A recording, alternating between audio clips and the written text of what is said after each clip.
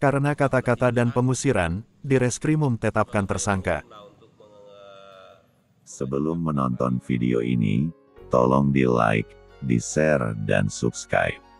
Dan nyalakan lonceng notifikasinya. Selamat menyaksikan. 3, 2, 1. Pekanbaru, TV Riau bangkit. Apul Sihombing SHMH, sebagai kuasa hukum pemohon pra-peradilan, nomor perkara 10 PIT, Pra, 2022 PN, PB, atas penetapan tersangka Hotman oleh Direktorat Reserse Kriminal Umum sebagai pihak termohon, angkat bicara dan merespon jawaban termohon pada sidang pra-peradilan yang digelar di Pengadilan Negeri Pekanbaru. Selasa sore, tanggal 18 Oktober tahun 2022.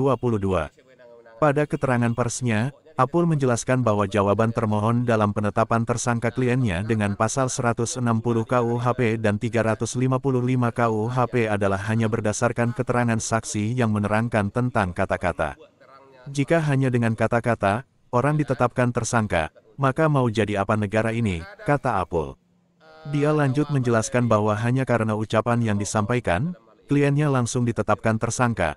Padahal yang harus dibuktikan pada pasal 335 KUHP adalah perbuatan mengancam dengan kekerasan, atau dengan ancaman kekerasan sehingga melukai fisik seseorang. Hotman hanya mengatakan jangan kalian masuk dan sebagainya, tanpa ada tindakan fisik dan tanpa ada korban yang dirugikan, jelas Apul. Selain ini, untuk penerapan pasal 160 KUHP, Apul Sihombing berpendapat bahwa haruslah ada akibat atas tindakan itu, misalnya ada tindak pidana lain, ada korban dan ada pelaku serta ada kerugian. Padahal, pada kasus kliennya Hotman, tidak ada yang dihasut dan tidak ada tujuan penghasutan. Artinya jika penyidik menetapkan tersangka dan selalu berpendapat silahkan uji di Prapit atau silahkan buktikan di pengadilan maka itu arogansi kekuasaan yang harus dilawan.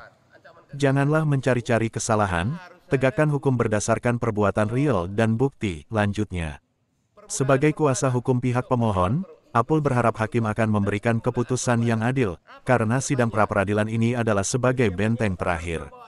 Menurutnya, seandainya hakim menyatakan penetapan tersangka ini adalah sah, maka akan menjadi presiden buruk pada penegakan hukum di negeri ini.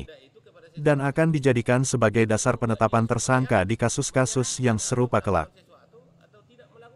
Melaporkan Ali Amran TV Riaubangkit.com dari Pekanbaru. 14 itu kan sebagai payung hukum lah untuk mengajukan pra-peradilan terhadap penetapan tersangka.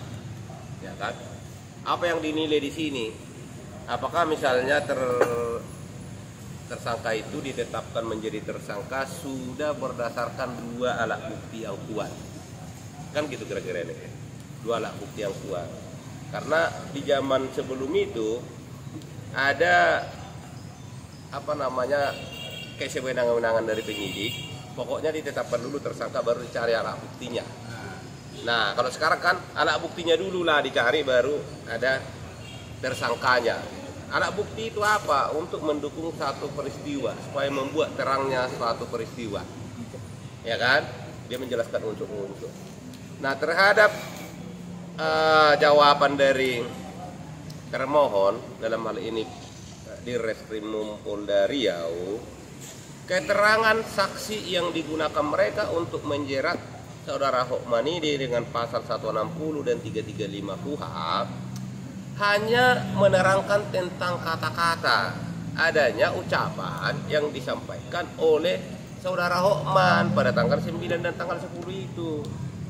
Padahal yang mau dibuktikan itu kalau dia misalnya 335, dia harus dibuktikan itu ada perbuatan mengancam. Mengancam dengan kekerasan atau ancaman kekerasan. Kalau sudah dengan kekerasan berarti kan sudah terjadi di situ peristiwa yang bisa melukai fisik seseorang. Ya kan? Dan dia mungkin harus menggunakan peralatan kan gitu kan. Kalau ancaman kekerasan itu dia harus ada dulu permulaan perbuatan atau persiapan perbuatan dan permulaan perbuatan. Apa persiapannya? Persiapannya itu kan harus membawa satu peralatan lah, kan? Baru permulaan perbuatan. Permulaannya apa? Permulaannya itu yang dengan mengancungkan benda itu kepada seseorang itu untuk membuat dia supaya menyerahkan atau melakukan sesuatu atau tidak melakukan sesuatu itu, gitu loh. Dia harus ada gerakan fisik. Harus ada gerakan fisik, nggak boleh dengan kata-kata. Jadi kalau hanya dengan kata-kata ditetapkan menjadi tersangka, mau jadi apa lagi negara ini kan? Nah, inilah yang kita soroti tadi dari jawaban mereka. Ada kalau nggak salah 6 saksi.